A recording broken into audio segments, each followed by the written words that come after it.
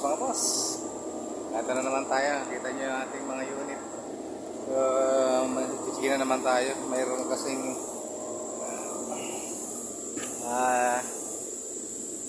dulo ko na naman ng unit natin dito. So kita nyo yung ating susuotan mga boss, mga sir. At dito mag-spider na naman tayo dito sa ilalim ng isame. Yan. At samahan nyo ako sa aking paglalakpat siya. Yan. Medyo maluwag-luwag dito mga boss. At lalo masikip. So samahan nyo ako. At medyo may problema na naman yung isang unit natin. Yan talaga pag medyo may kalumaan na. So simula 2015 ating mga unit hanggang ngayon maandar pa. So almost 9 years na siyang umaandar ang ating ibang mga unit dito mga boss. Yan, yung mga piping natin na ating mga blast freezer. Yan ating mga solenoid. So tikin natin yung ating solenoid ng defrost. Yan. Yan natin at bakit at bakit.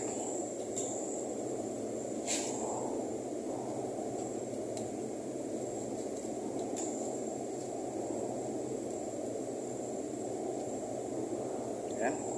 Dito mayroon kasing kinapit na relay yung ating contractor dito. Ayan. Minsan nagluloko to, so kailangan nating checkin.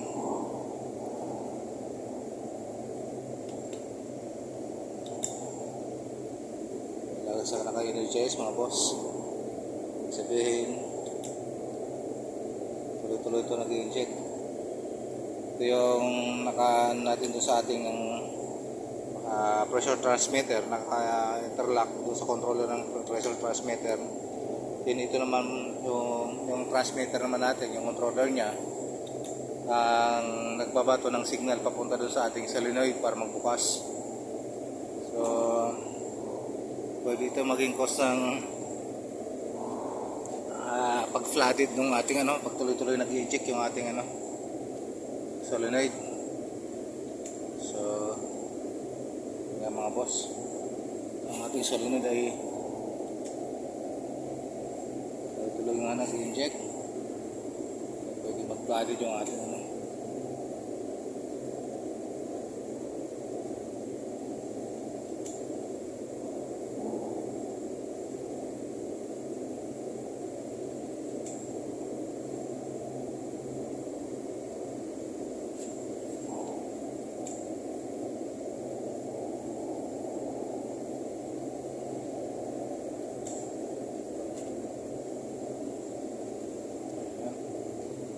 mainit lang dito mga boss sa area na to, pero okay na rin to kaysa dun sa ibang mga area namin na sinusuot.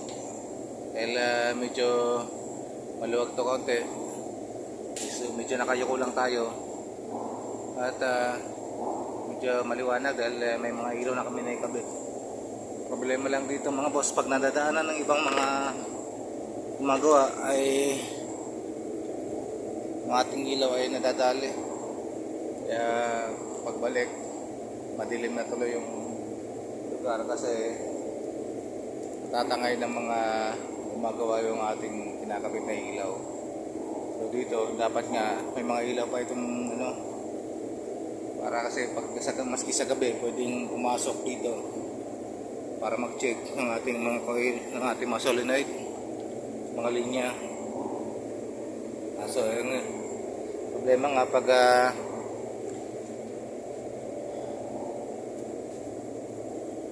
nadadaanan ng ibang tao tulad nito, mga kinabit nating ilaw, ito nakabagsak na. Ginamit siguro itong pang emergency, gamit na emergency light at hindi na ibinalik yung ating ilaw na nakakabit. Kaya nakabagsak na. So wala, hindi na natin tuloy magagamit dahil malamang kundi na yan.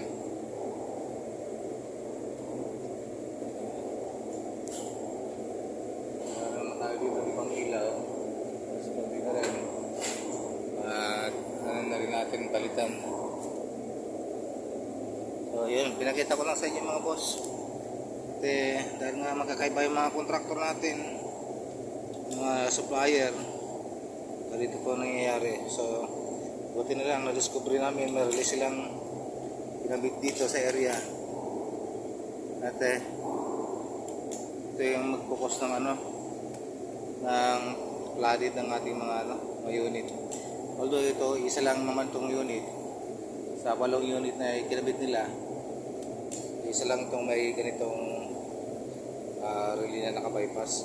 So ginawa nila ito ng control dito sa taas, sa ibabaw. Kung hindi natin mapapansin, masisiraan lagi tayo ng masisiraan ng compressor, kasi interlock yan doon sa ating pressure transmitter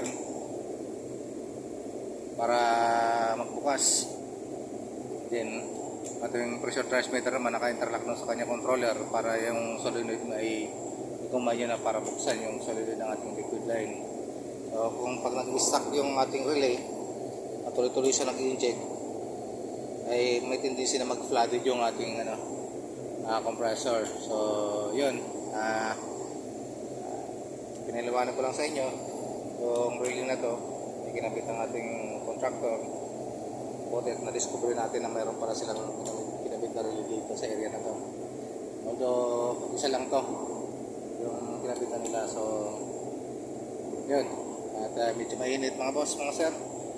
At mabuti at salamat sa pagsama nyo sa akin sa aking paglalakwatsa dito sa aming mga mga tubo ng aming mga pamdas freezer po ito na area. So yan, maraming salamat po. At sana po wala kayong nakitang kakaiba dito sa video ko. At baka pero kayo nakikita ang kakaiba.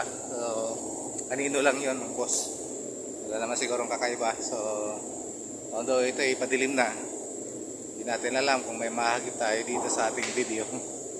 Dahil nga alam niyo na, pag mga ganitong medyo minsan mayroon talagang nahagip. So huwag naman sana mga boss. At tayo ay kasama din nagtatrabaho. So ayan, at iwanan ko muna kayo mga boss. At maraming salamat at magandang araw. God bless po sa atin.